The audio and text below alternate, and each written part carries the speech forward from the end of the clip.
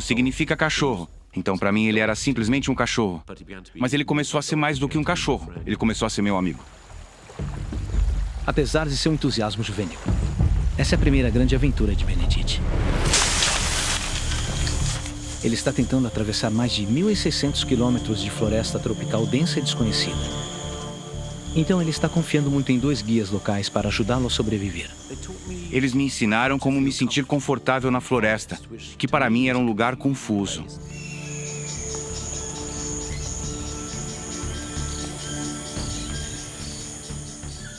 E então me mostraram o que eu podia comer e o que devia evitar, como caçar.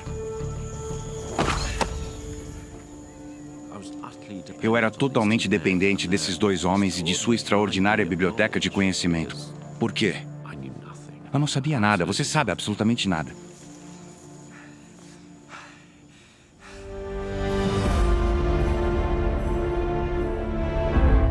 Durante 3 meses, eles se aprofundam na vasta floresta tropical e estão perto da suposta localização de Eldorado, a Cidade do Ouro.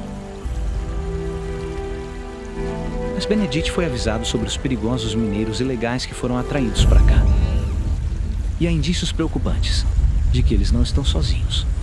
Sinais eram sinistros. Desde o início. A água, apenas garrafas vazias de cachaça. E cachaça é uma espécie de rum barato. Havia a sensação de que havia forasteiros na floresta. Fui avisado de que eram assaltantes de bancos, ladrões, pessoas acusadas de assassinato. Todos haviam ido para a floresta porque havia uma chance de ganhar dinheiro rápido.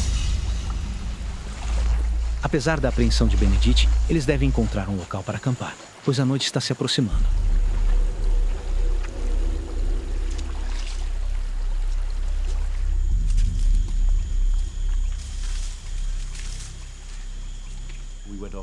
Saímos por entre as árvores e de repente nos deparamos com esse pequeno povoado.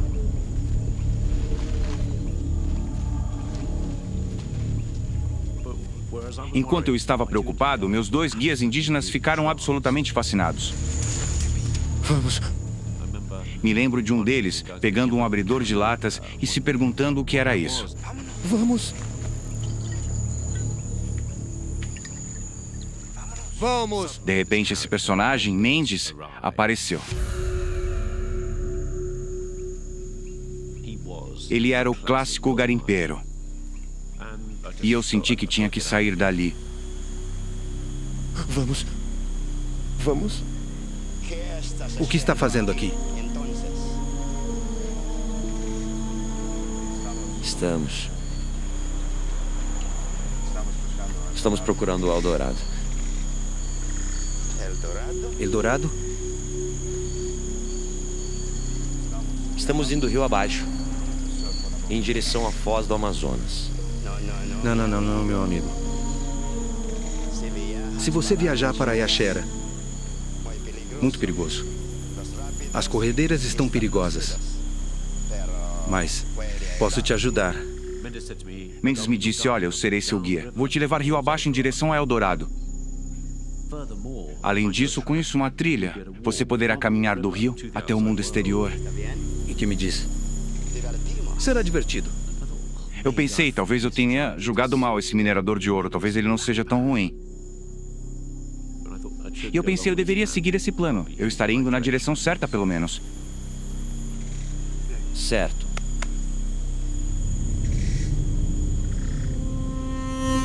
Benedict relutantemente aceita a oferta e se acomoda para passar a noite.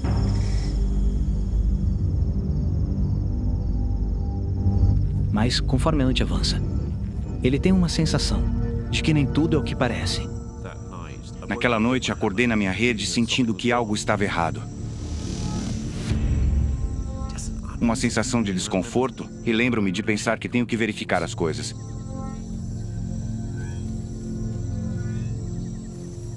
Então calcei minhas botas, fui até o rio para ver se minha canoa ainda estava lá, ver se os suprimentos ainda estavam lá. No fundo, acho que eu só queria garantir que minha saída estava segura.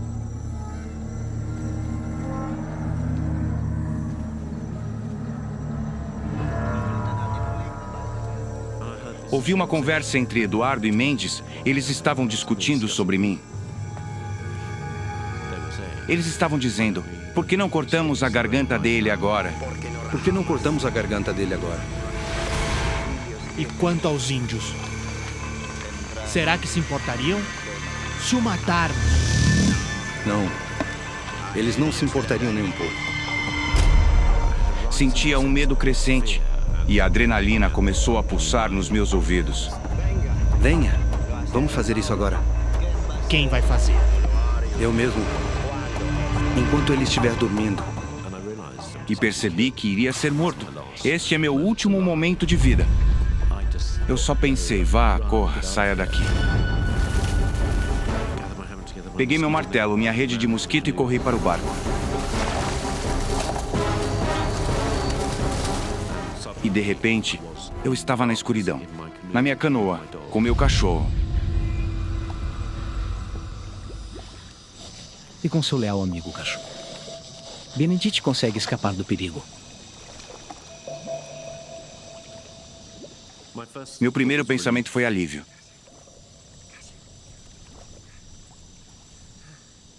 Foi então que tive essa terrível e crescente percepção de que eu não estava seguro.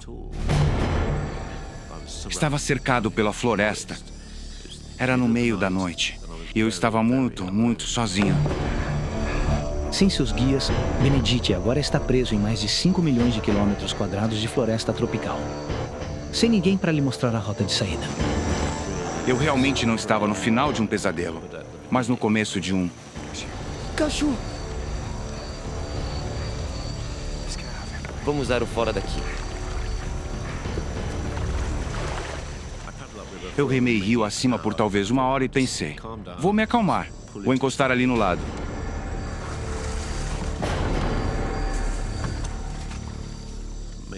Fiz um pequeno acampamento e pensei que precisava aceitar essa nova situação. E a situação era, meus sonhos de infância acabaram. E eu senti, eu tenho que sair daqui.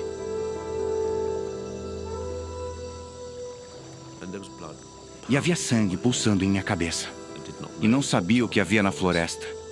E eu não me conhecia, na verdade. Eu não sabia se tinha a capacidade de sobreviver.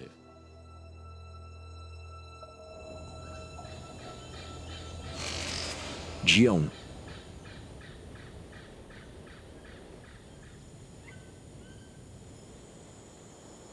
Quando a primeira luz surgiu, pude ver essa floresta absolutamente imensa. E lá estava eu, no meio dela, absolutamente sozinho.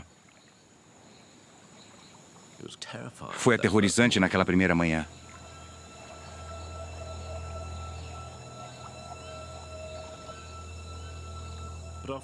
Mas depois de um tempo eu pensei, não, vá lá, se recomponha, é o primeiro dia. Então comecei a examinar meus suprimentos, tentando descobrir se eu tinha o suficiente para me tirar da floresta.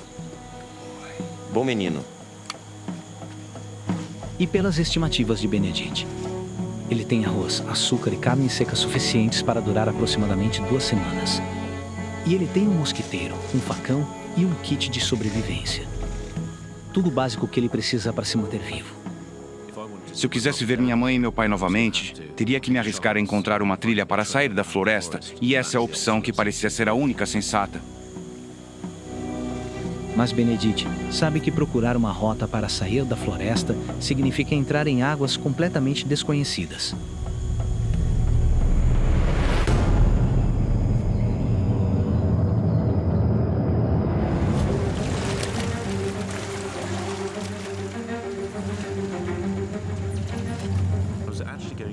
Na verdade, eu estava indo para o interior. Eu estava subindo o rio.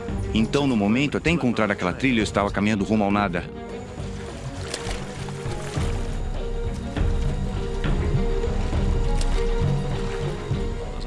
Enquanto remava rio acima, comecei a ter mais esperança. Então, de repente, surgiram as corredeiras.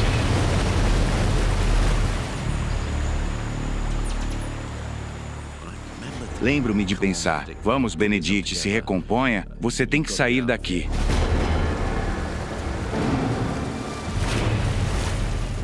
Passei muito tempo arrastando a canoa pelas corredeiras.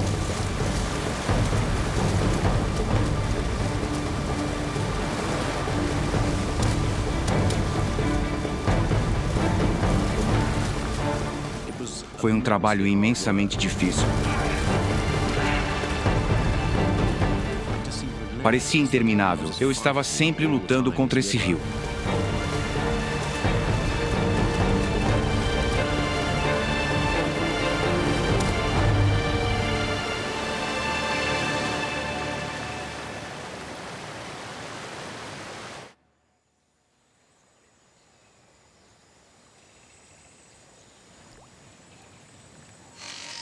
Dia 3.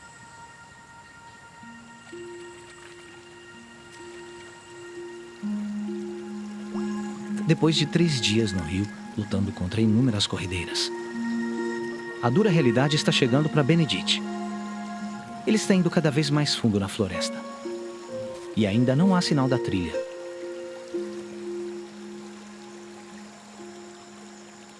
No terceiro dia, todo o meu entusiasmo inicial havia se esgotado.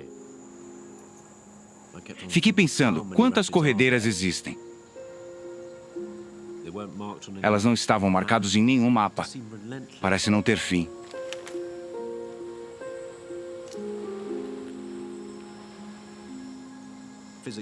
Fisicamente, eu me sentia destruído. Minhas mãos estavam em frangalhos e bolhas por toda parte, queimaduras da corda.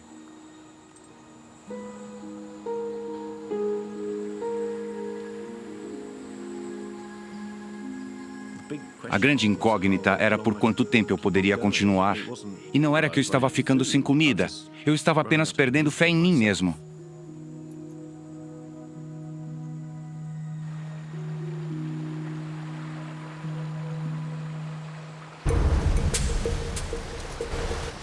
No meio da tarde, parecia que Benedict e Kashu haviam passado pelo pior das corredeiras.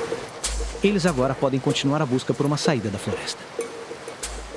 Lembro-me de começar a remar até a água limpa, mas eu ainda não tinha ido longe o suficiente. De repente, descobri que a situação estava fora de controle. Comecei a voltar e isso se tornou absolutamente aterrorizante. Percebi que estava lutando pela minha sobrevivência. Eu precisava manter essa canoa em pé. Mas então, bum! A canoa se despedaçou com o impacto. Tudo agora acabou na água. O cachorro, os suprimentos e eu. Foi um momento de terror absoluto, quando percebi que não estava perdendo apenas meus pertences, mas na verdade eu estava tendo que lutar pela minha vida. Eu estava engasgado na água, tentando recuperar o fôlego.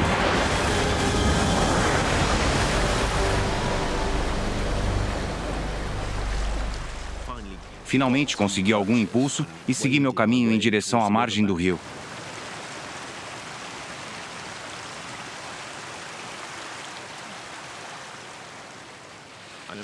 Lembro-me de tentar entender a situação, e a situação era que eu tinha perdido praticamente tudo o que eu precisava para sobreviver. E perdi meu companheiro, Kashu, o cachorro.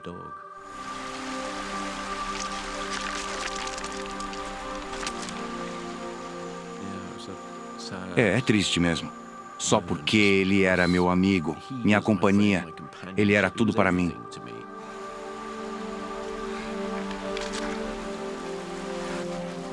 Enquanto Benedict se senta na margem do rio, ele percebe que junto com Kashu, suas esperanças de sobrevivência estão lentamente se afastando.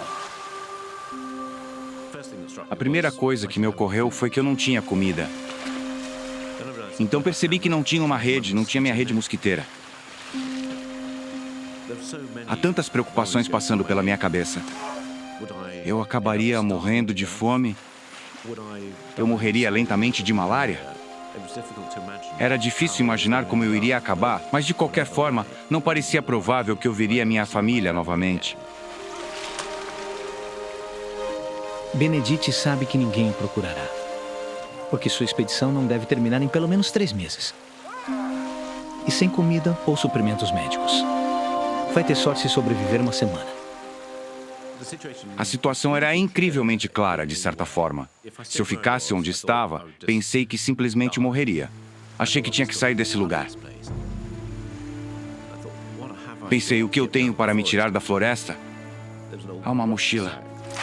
Havia uma garrafa de água, um facão. Mas acima de tudo, meu kit de sobrevivência. Anzóis de pesca, linha de pesca, sinalizadores de socorro, bússola sobressalente. Então, coisas simples e importantes. Peguei meu pequeno caderno e fiz um pequeno mapa. Qualquer coisa que eu me lembre, eu coloquei neste mapa. Benedict percebe que o rio não é mais uma rota viável. E a única saída possível é entrar diretamente na selva e tentar sair caminhando a pé. Então eu desenhei uma pequena linha pontilhada, e essa será a minha rota para sair da floresta.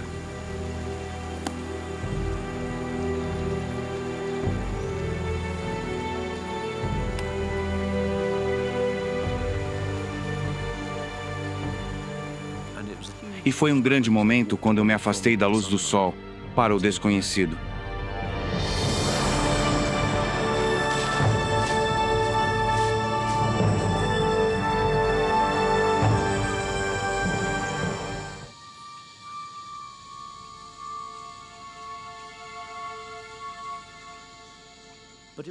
Mas não dava para imaginar que, algum dia, ele se tornasse meu alimento.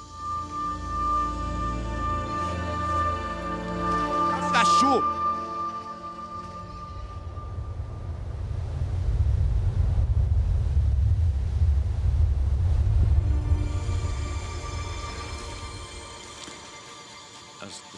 Com o passar do dia, comecei a sentir falta de água e percebi que não estava apenas morrendo de fome, estava desidratado. A vida de Benedict agora está em jogo. Os efeitos da fome e da malária significam que ele precisa ingerir mais e mais líquido, mas está ficando cada vez mais difícil de encontrar. E considerando que uma pessoa normal pode durar 3 dias sem água em sua condição, ele não vai durar 24 horas. Eu estava desesperadamente lambendo folhas, lambendo pedras, só para conseguir um pouco de água no meu sistema, só para me sustentar.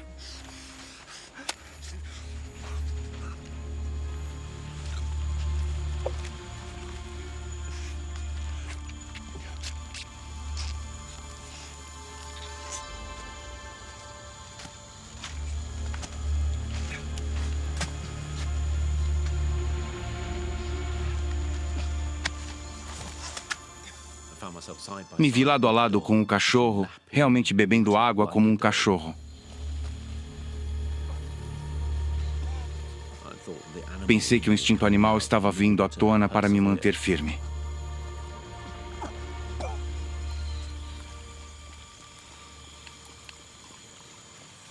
Eu sou que nem você, cachorro. Eu estava em um estado desesperador.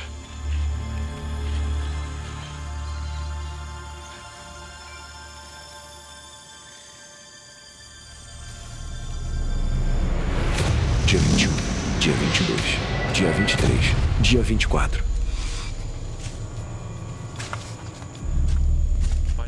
A essa altura, era quase impossível continuar caminhando. Foi um momento de verdadeira crise. Mentalmente, eu tinha menos noção do que estava acontecendo. De onde eu estava, se estava de dia ou de noite, o que estava acontecendo, o que estava na minha imaginação. Estava muito claro que eu tinha cada vez menos noção de quem eu era. A esta altura, Benedict está tão emagrecido e a malária está tão avançada. Seu cérebro está começando a se desligar. E à medida que sua clareza e senso de identidade se dissolvem, ele sabe que sua morte está se aproximando cada vez mais.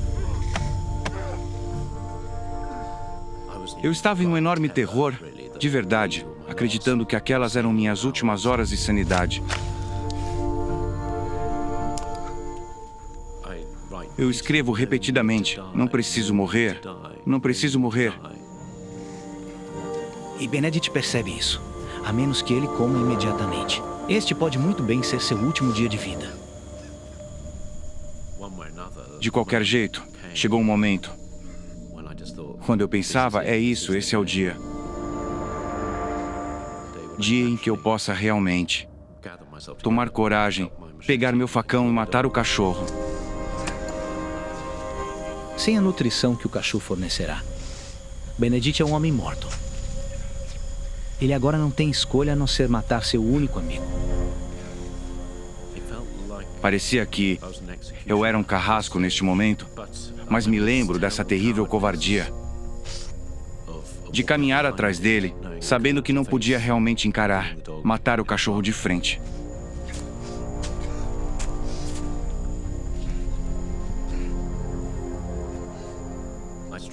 Eu dei um golpe na cabeça por trás.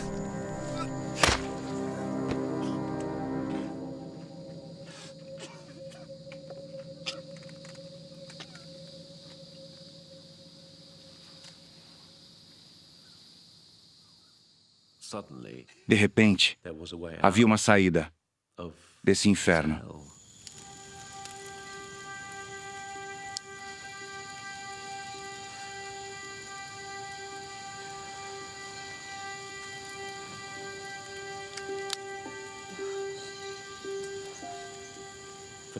Por enquanto, eu me concentrava nas partes mais nutritivas, os rins, o fígado, o coração, e as colocava no fogo.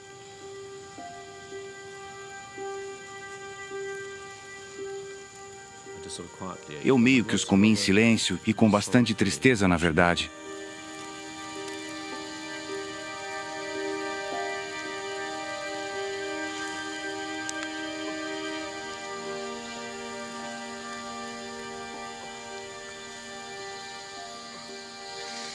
Mas Benedict não consegue ingerir a carne. A malária está fazendo com que seu estômago rejeite qualquer coisa que lhe imponha. E a realidade se revela. Ele acabou de usar sua última chance. Dia 25, dia 26, dia 27. Dia 28.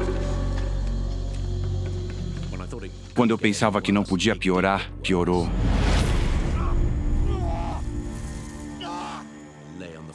Me deitei no chão da floresta, consumido pela dor. Meu fígado e meus rins estavam sendo atacados, lutando apenas para me manter são. A malária de Benedict chegou agora à fase final e fatal. Os parasitas estão se multiplicando agressivamente e destruindo seus órgãos vitais, fazendo seu corpo entrar em colapso. Dentro de 24 horas, ele experimentará primeiro o coma e depois a morte. Este foi o momento em que tudo poderia acabar muito rapidamente. Eu senti o pânico aumentando e de que precisava sair da floresta, tinha que fazer o que fosse preciso.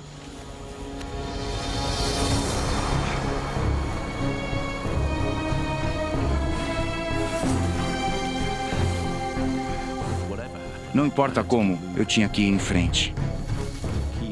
Continuar colocando um pé na frente do outro. Continuava indo em frente, fazendo um progresso insignificante e às vezes nenhum progresso. Eu nem conseguia pensar direito, nem conseguia ver minha bússola.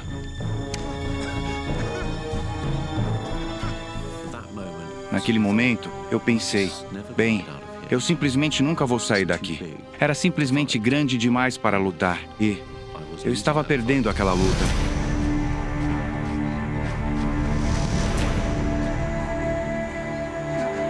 Benedict simplesmente não pode continuar.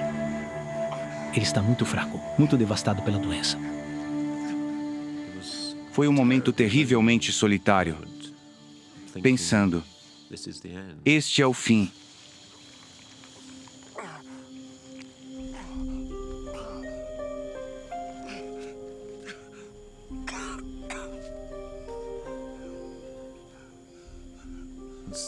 E de repente, em meio a todo esse desespero, essa confusão, essa sensação de estar preso nessa prisão, uma visão que sempre ficará comigo.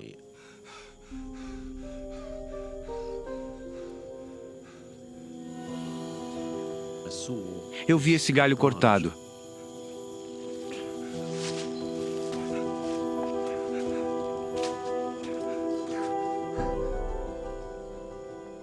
O corte em si estava escurecido. Então tinha sido feito há algum tempo, mas tinha sido feito por um humano. Percebi que, na verdade, havia vários desses galhos. Isto era, de fato, o limite do mundo exterior. Eu comecei a investigar e havia uma trilha.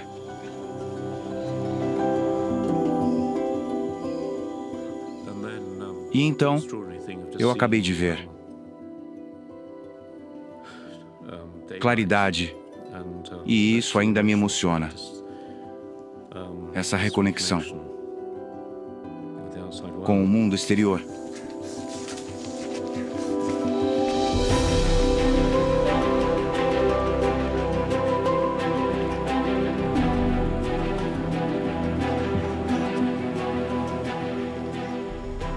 A única coisa que eu estava ansioso, rezando, imaginando estava simplesmente ali e era absolutamente avassalador.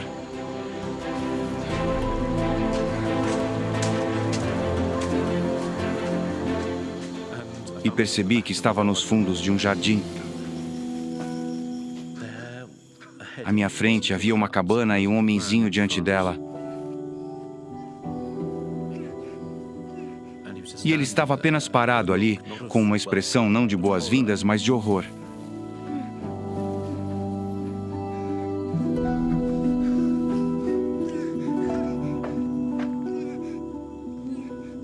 E essa foi minha última lembrança.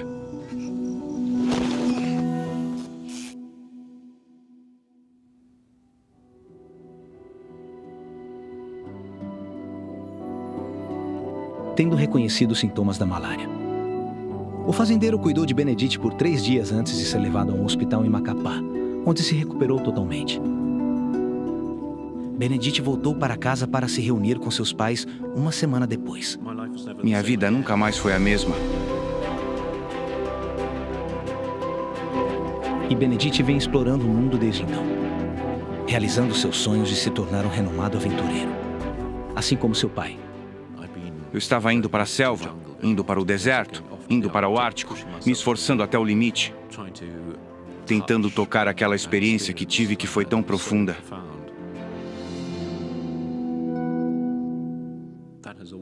Isso sempre me assombrou e é algo que sempre estará comigo, guiando o resto da minha vida.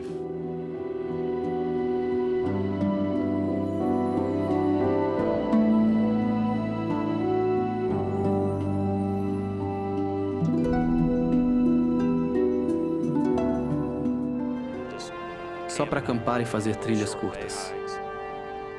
Se divertir. É lindo, não é? Valeu, filho. Um presentão maravilhoso.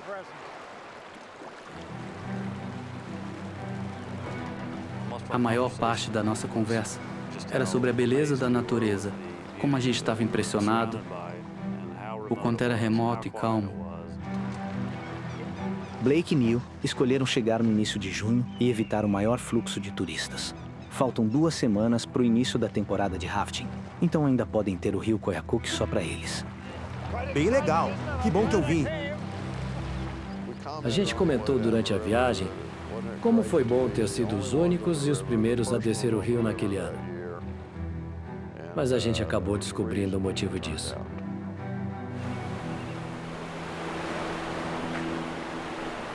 Poucas horas após começarem o percurso, eles notam que o rio está mudando. Blake, gelo. É, Achei que já estaria tudo derretido. também achei. Durante 6 meses no ano, os rios ficam tomados de gelo. Tudo derrete com a chegada do verão. Mas nessa época do ano, alguns trechos ainda estão congelados. Quanto mais a gente avançava, mais a gente encontrava gelo.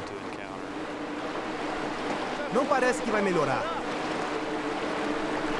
Você acha que a gente devia parar? A correnteza vai ficando mais forte e Blake tem mais dificuldade para controlar o bote. Ficava tentando olhar a cada curva para descobrir qual caminho a gente devia tomar. Foi quando eu descobri que, na verdade, a gente não tinha como escolher. Agora, eles estão à mercê da correnteza. Vamos ter que atracar o bote. Tô tentando, mas não consigo desacelerar.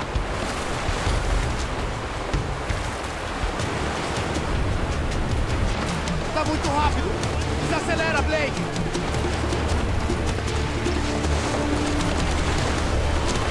Segura, pai! Meu Deus! Foi um momento de puro pânico e aconteceu muito rápido. Mal deu tempo para pensar. Só o que me lembro depois é de ser puxado para baixo do gelo. Foi bem pouco tempo para perceber o que tinha acontecido.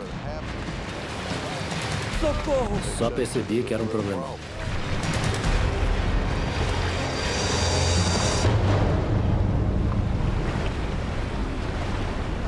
Pouco depois, a gente ficou boiando numa espécie de câmara de ar debaixo do gelo. A fresta entre o gelo e a água salvou suas vidas, mas o gelo pode se estender por quilômetros. Me lembro de olhar para o meu pai e gritar: O Blake gritou. Pai, desculpa! Claro que não era culpa dele. Pai!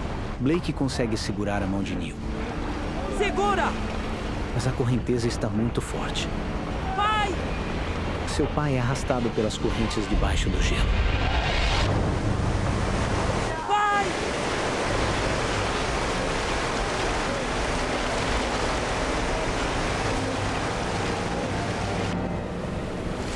Pai e filho são arremessados para fora da plataforma de gelo, mas o sofrimento ainda não acabou.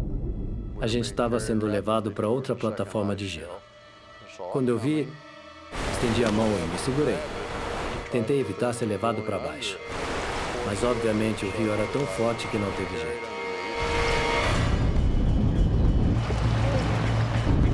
E o teto dessa plataforma é ainda mais baixo que o da anterior. Na segunda plataforma não tinha como respirar. Achei que eu já tinha dado meu último suspiro. Meu pai e eu ficamos com muitos arranhões na parte de cima da cabeça, porque a gente tentava a todo custo encontrar um espaço para respirar. Para mim, não tinha uma forma pior de morrer do que se afogando. E eu só conseguia pensar que era daquele jeito que eu ia morrer. Depois de ficar submerso por uma eternidade, só lembro de boiar e respirar bem fundo.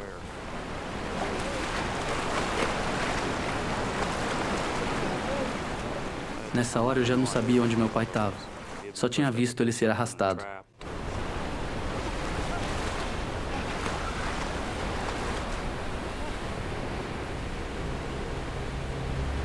Pai! Meu Deus, e agora?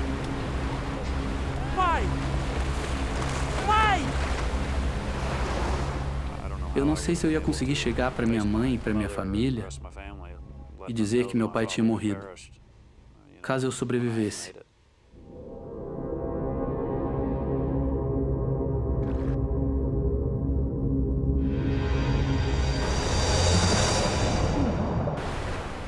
E logo em seguida vi a cabeça dele fora d'água.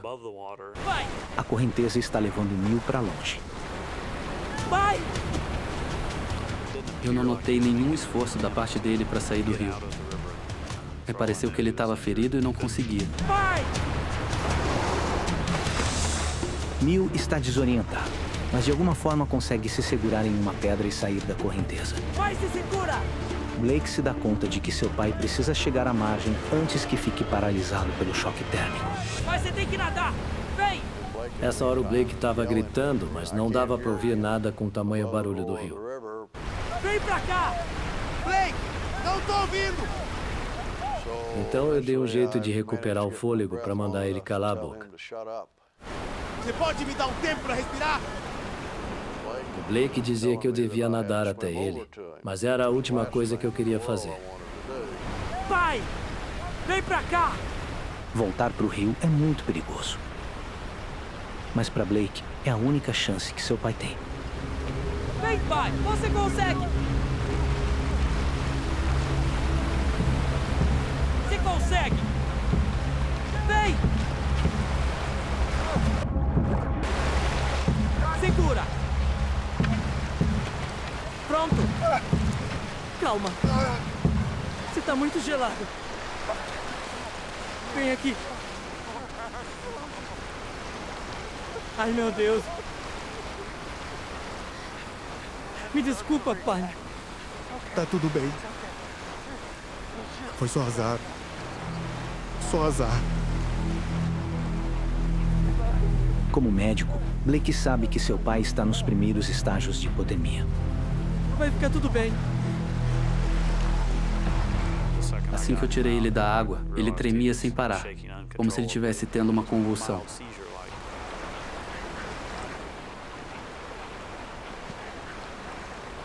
Precisamos te aquecer. Blake está desesperado.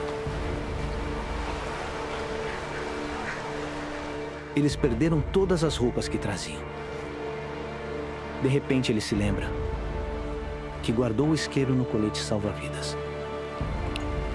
Não foi levado pelo rio, mas está encharcado. Quando eu peguei o isqueiro e apertei, ele acendeu. Então talvez a gente pudesse fazer uma fogueira.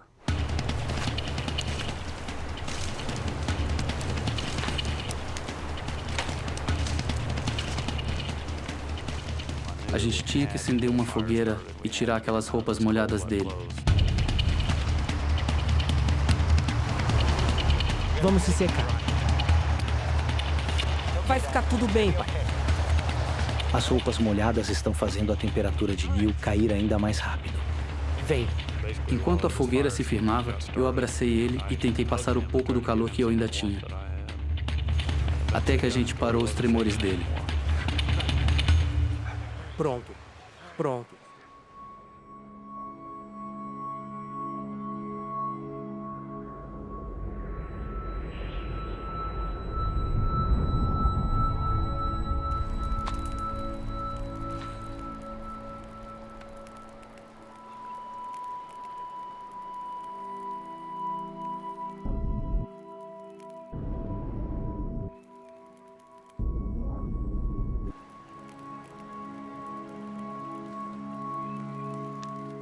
O Blake tinha guardado no colete salva-vidas uma foto da esposa e do filho. E ficou com muito medo de nunca mais vê-los. E a gente ficou lá chorando. Calma, vai ficar tudo bem. Vamos voltar. Blake reconhece que a situação é desoladora. Estão presos em uma selva remota e ninguém espera que voltem por pelo menos uma semana.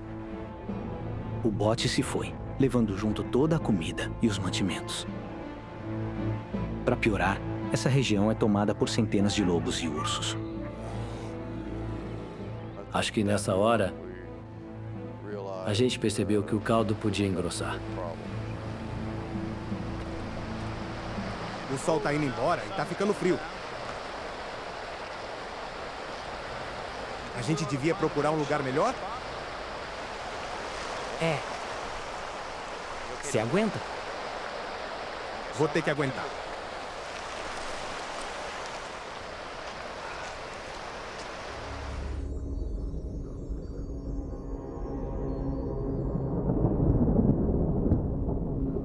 Eu acordei com pancadas de chuva caindo no meu rosto.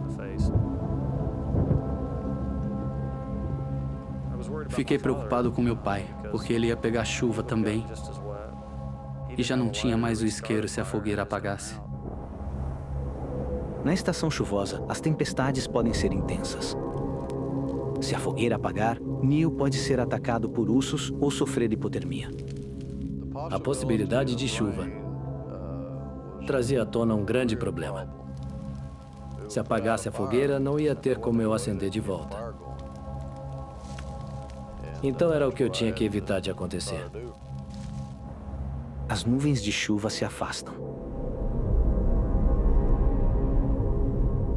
Neil precisa enfrentar sua primeira noite sozinho, em uma selva repleta de predadores.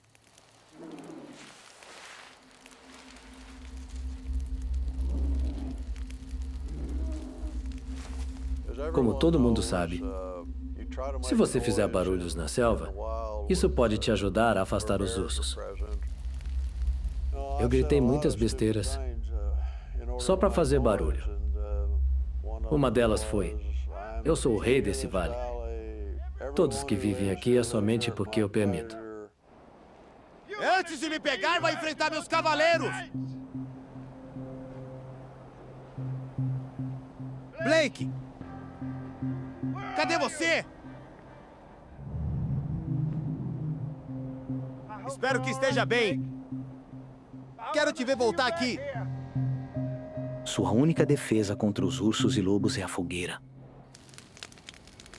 A dificuldade de manter o fogo aceso era eu ficar acordado. Eu acordava no meio da noite e vez ou outra eu via ele se apagando e tinha que dar um jeito. Se o fogo apagar, Neil pode ter sérios problemas.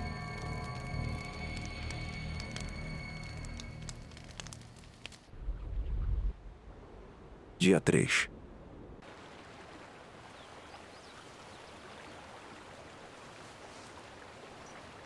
Depois de uma noite mal dormida, Blake encara a dura realidade da sua situação.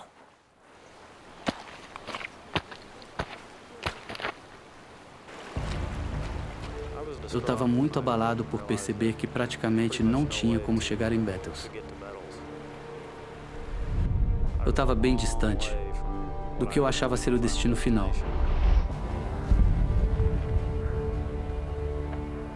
Mas ele tem uma pequena esperança.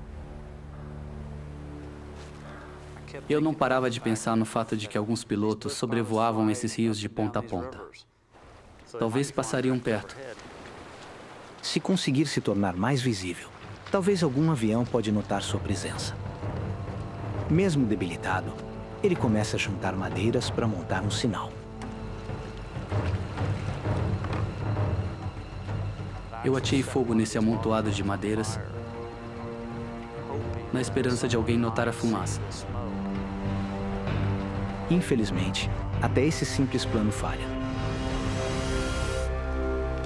O problema é que toda vez que eu olhava para o céu, a fumaça não ficava tão branca e densa como a gente costuma ver nos filmes. Não era tão perceptível.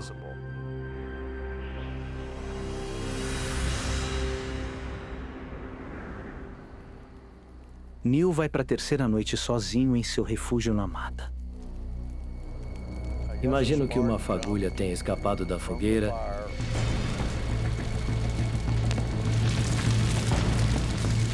porque de uma hora para outra tinha um incêndio acontecendo bem próximo da minha cabeça, cerca de 45 centímetros. Eu tive que sair correndo. Impotente, ele só é capaz de assistir seu abrigo sendo destruído pelas chamas. Eu saí de lá e fiquei observando todo aquele fogo se transformar em um inferno completo. Ele precisa salvar parte da chama para uma nova fogueira. Caso contrário, pode congelar de frio e ficar indefeso contra os animais selvagens da região.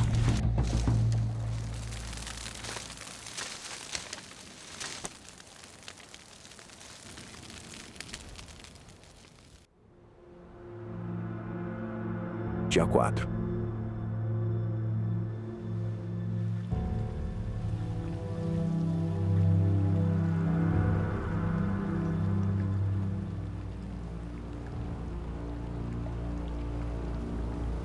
Durante a noite, o degelo fez o rio transbordar.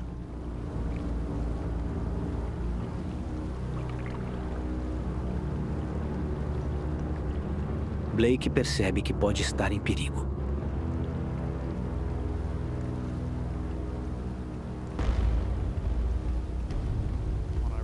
Quando vi que o rio estava subindo muito rápido, eu voltei para a floresta, porque fiquei com medo de acabar isolado em uma ilha pequena, rodeado de água.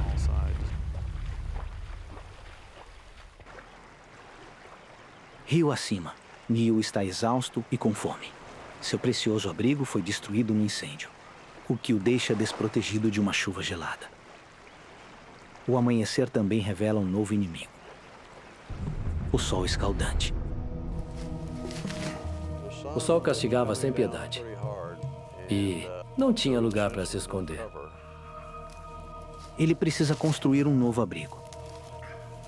Porém, vai ficando difícil executar até as tarefas mais simples. Droga! Não tem como um homem de 65 anos suportar tanto sofrimento. Após 3 dias sem comida, Neil está cada vez mais fraco. A decisão de Blake de buscar ajuda foi um tiro pela culatra. Agora, suas ações podem custar a vida do seu pai.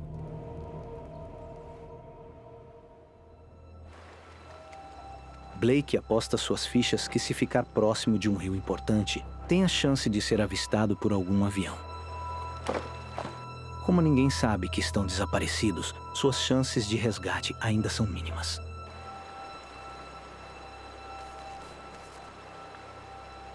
Eu estava bem deprimido com a situação que a gente tinha se metido. E eu tinha tempo de sobra para sofrer. Mais um dia e uma noite que se vão sem Blake poder fazer nada. O medo de seu pai não ter resistido a esses dias é constante.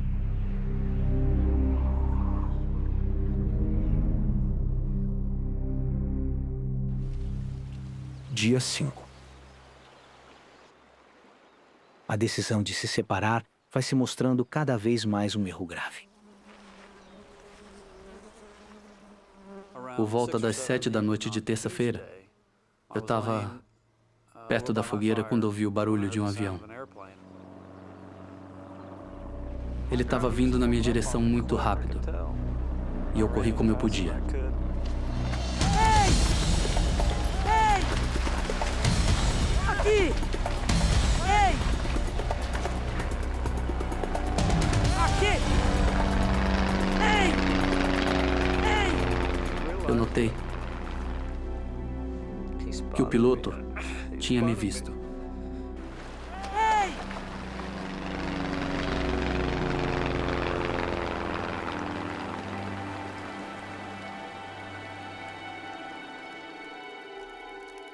Três horas depois, ainda não há sinal de resgate.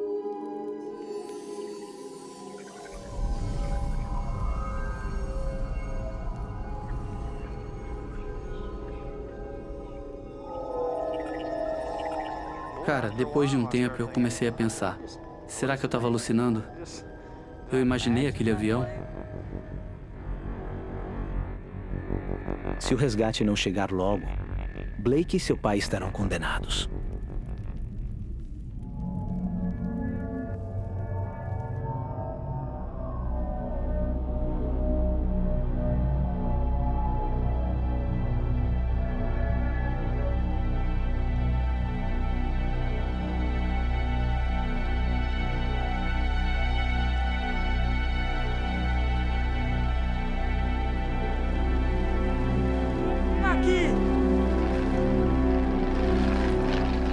Era o mesmo avião.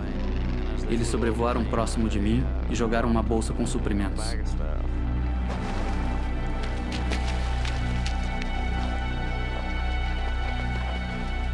A bolsa contém mantimentos e um rádio de comunicação. Liguei o rádio e contei o que aconteceu. Só uma coisa passa pela cabeça de Blake. Meu pai precisa muito de ajuda. Ele está a 80 quilômetros do rio. É só procurar por uma fogueira. O piloto inicia uma busca aérea por Neil. Qual é a sua posição? Indo para o norte. Um avião chega ao local indicado em 10 minutos. O acampamento de Neil deve ser fácil de encontrar. Quando retoma o contato com Blake, o piloto traz notícias preocupantes.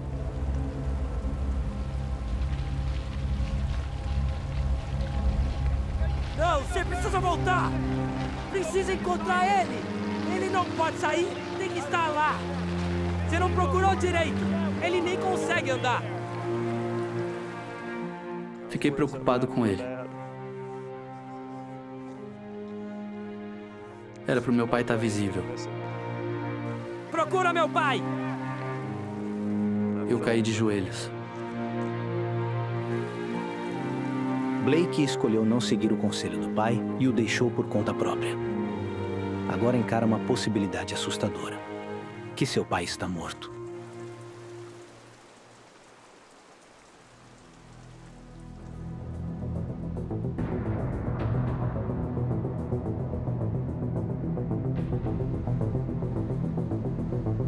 A busca aérea continua. Mas numa região tão extensa, o acampamento de Neil se mostra difícil de localizar.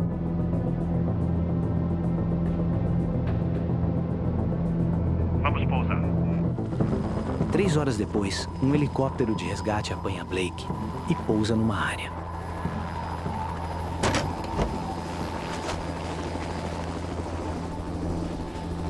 Neil? Neil? Tudo bem?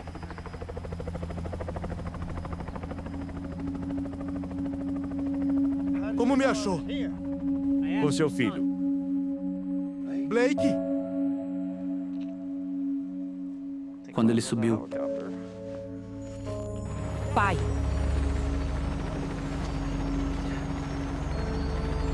Me desculpa. Me desculpa.